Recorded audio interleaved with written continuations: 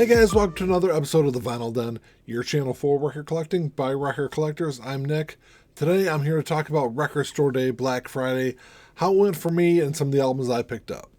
There's a bunch of links down below. Make sure you go check all those out. There's links for the Vinyl Den Facebook group, for our merch page, for the Spotify and Apple Music weekly playlist that we put together, and also the Patreon page. Make sure you go check all that out.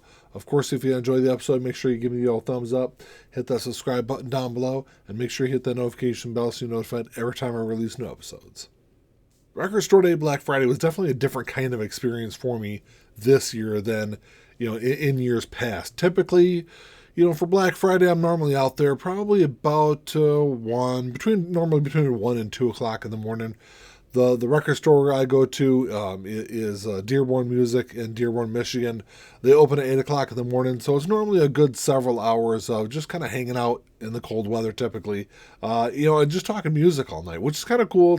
I think the conversations in that line are definitely one of the cooler aspects of Record Store Day. It's something I really enjoy, but this year was definitely different for me. I had to actually work the night before, so I didn't actually get out of work until 7 o'clock Friday morning, and I got to the record store 20 minutes before I opened. And when I got there, I'll put a picture up. I think probably maybe 30, maybe 40 people ahead of me in line, which I was actually kind of surprised. Typically, even though Record Store Day Black Friday typically has smaller crowds than what you see for a standard record store day, Dearborn Music typically has a pretty decent crowd there, even on Black Friday. So, I think the very first Record Store Day Black Friday I went to, I don't even remember what year it was, but I got there probably about the same time, probably, 20, maybe 30 minutes before it opened.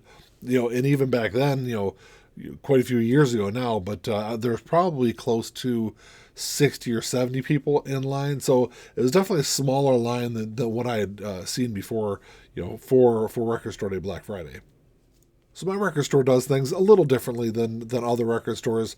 They took this idea from, I think, Amoeba out in California is kind of one of the bigger stores that really kind of started these wish lists. But at 8 o'clock in the morning, they hand out a wish list, and you kind of mark down what you want, and they pull everything in order. So typically in years past, or at least last couple of years, they'll text you when your order's ready. This year, they kind of did away with the whole text system, and it's actually a really efficient system the way they do it. Everyone's order was ready by 8:45.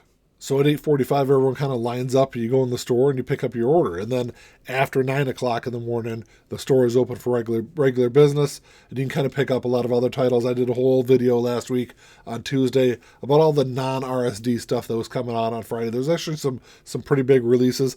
I actually, for the first time ever, did not pick up everything I was looking for Record Store Day. Like I said, there was 30 or 40 people ahead of me, so I figured there'd be something I'd miss. I wasn't able to grab the Silverchair live album that I didn't know at the time when I did the video last week. I think it was just a UK only Record Store Day release. I did track down a copy of that up in Canada, so I did actually order that online. So I've got that coming, and then I missed out on the Thelonious Monk album also, but I ended up finding a copy of that online also. So I'm just waiting for my other two RSD titles to come, and actually, surprisingly enough, for not having to wait outside all night long, for only being there for 20 minutes, I actually managed to get everything I was looking for this year. But like a lot of you out there, there wasn't a whole lot I was looking forward to, or I knew I was going to pick up this year for Record Store Day Black Friday. There was a couple of really cool ones, though. I did get a couple of non-RSD titles.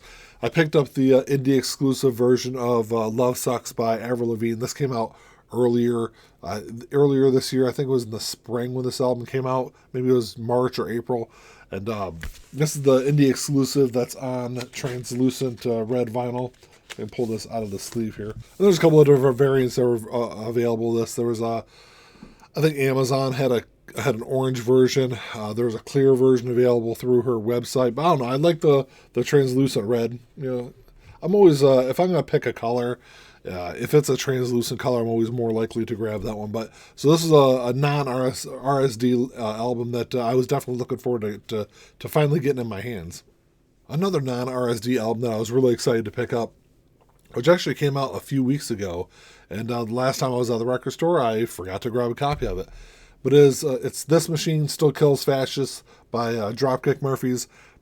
if you haven't checked this album out yet, it's definitely not as punk driven as all of the other Dropkick Murphys albums. And the cool thing is about this album is Woody Guthrie's daughter found a bunch of unused lyrics from Woody, and the band used those as lyrics for this album. So it definitely has a different kind of feel to the album overall. Definitely kind of a lighter tone to it.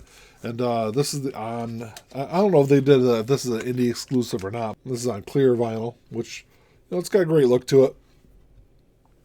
Looks good on the turntable, and it's a fantastic album. Like I said, if you haven't checked this one out, and even if you're like a casual Dropkick Murphys fan, or maybe if you're not a Dropkick Murphys fan at all, I really definitely recommend checking this one out. It's, like I said, it's a different kind of Dropkick Murphys album than what they've done in the past.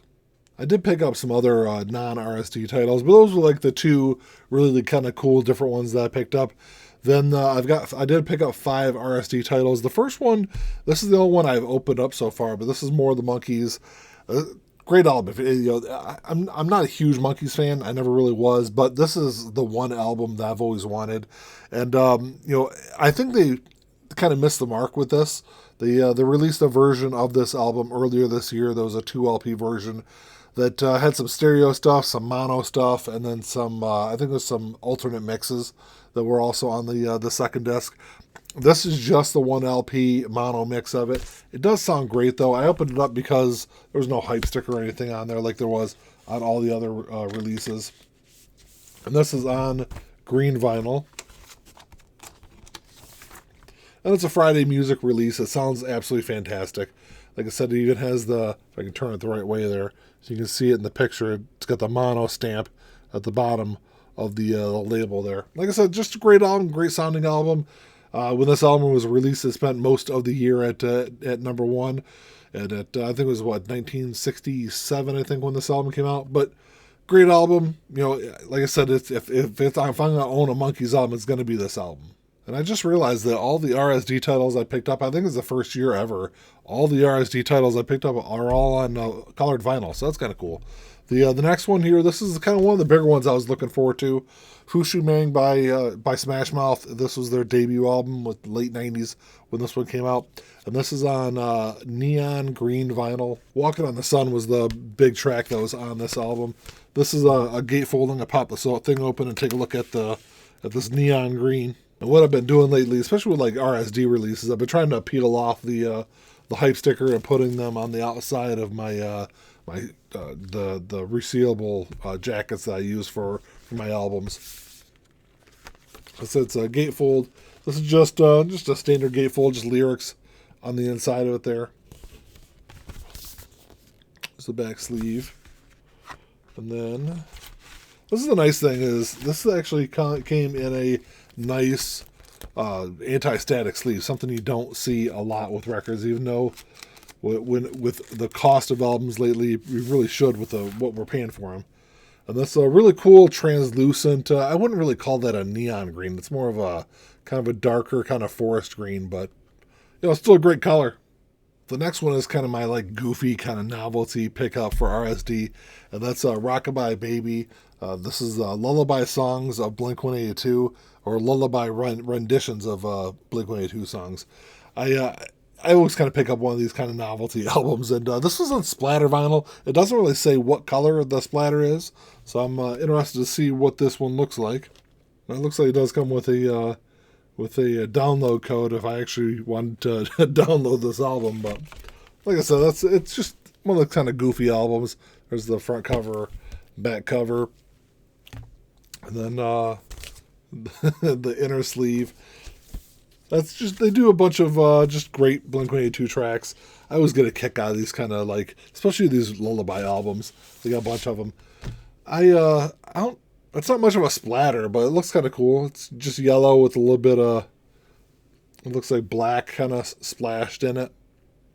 I'm sure it looks better in person than it does, than it comes across on the camera. But I don't know. It's cool. I'll toss it on. I'm sure it's one of those things I probably won't listen to a whole lot, but as being a big Blink-182 fan, it's one of those novelty albums I definitely had to have. The next one was another one of those must-have albums that I had on my list, and that is Hello Destiny by Goldfinger. The funny thing is about this album, if you can see it on the hype sticker here, this is billed as the 15th anniversary edition. This album came out in 2008. So unless my math is wrong, that's only 14 years. But soon to be 15, I think it was April of 2008 when this album came out. And I kind of lost track of Goldfinger after like the late 90s. I think I only listened to a couple of their early albums, first couple of albums at that time. And it wasn't until within the last probably 4 or 5 years that I kind of started digging more and more into their albums. But this is all this says is limited edition color vinyl. But so I'm not sure what color this album is going to be. This is another one that's also a gatefold, which is cool. It's just a bunch of pictures on the inside. Back cover with the band. This is cool. A nice little I'll turn so you can actually see it. But a little booklet here with just a bunch of pictures inside.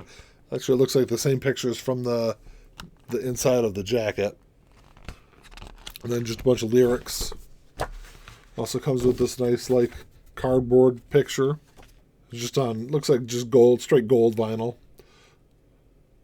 I'm not a fan of these solid colors. I don't know. It probably will look cool if it had a little bit more of a marbling to it, but I know they're just me being crazy picky about colored albums, which really have no bearing on the actual music on them. But anyway, if I had to pick something, it would definitely. I mean, this color's okay. It just would have had more of a marbling to it. Would have had a better overall presentation, I think. And then the last of my record store day pickups. I've been a huge fan of this band for a very, very long time, since I was probably 12, 13 years old. That is The Doors' Paris Blues. This is all just live blues tracks that The Doors recorded over the years. And the artwork is actually done by Robert Krieger from the band. So I'm going to pop this thing open. It's just a regular jacket. This one's not a gatefold, but it's got a really nice hype sticker on the front of it. I'll try to peel that off and save that. Like I said, with the other ones, I'll try to peel it off and put it on the outside of my resealable sleeves. Picture of the band performing live. This is the inside sleeve. And then the story of Paris Blues. Paris Blues is the unreleased track that comes on this one. It's on this really cool translucent blue. And you really can't, I'm sure you can't see it in the on the video, but there's some almost some darker and lighter blue marbling through the album. Just a really cool looking piece. I can't wait to toss this one on. This one really needs to get cleaned. This one looks pretty dirty actually. So, and I I've had the record store day releases last couple of years be pretty dirty. This year so far, the ones I pulled out, they look fantastic. This one definitely needs probably more than just a light cleaning. But I'll clean this one up. It's gonna look great, and I'm sure it's gonna sound great. Well, that's all I got for you today, guys. Thanks for checking the show out. I picked up those 5 great RSD titles, a couple other ones also. Make sure you drop me a comment down below. Let me know what you guys picked up. Record store day was different for me this year, but I still had a bunch of fun. I still was able to find everything, even though I had to pick a couple of them up online. But I don't know. I was definitely, I think, disappointed by the RSD Black Friday list, which I know a lot of you out there were also. But I also talked to a couple people that thought this was one of the best lists ever. So Record Store Day Black Friday, I think, tends to be kind of hit or miss, and I think this year was a little bit more of a miss for me. But I was still able to pick up some great albums, and just can't wait to check them out. But I don't know, drop me a comment down below. Let me know what you guys think. If you enjoyed the episode, make sure you give me the old thumbs up. Hit that subscribe button down below. That's all I got. Until next time, keep on spinning. Peace.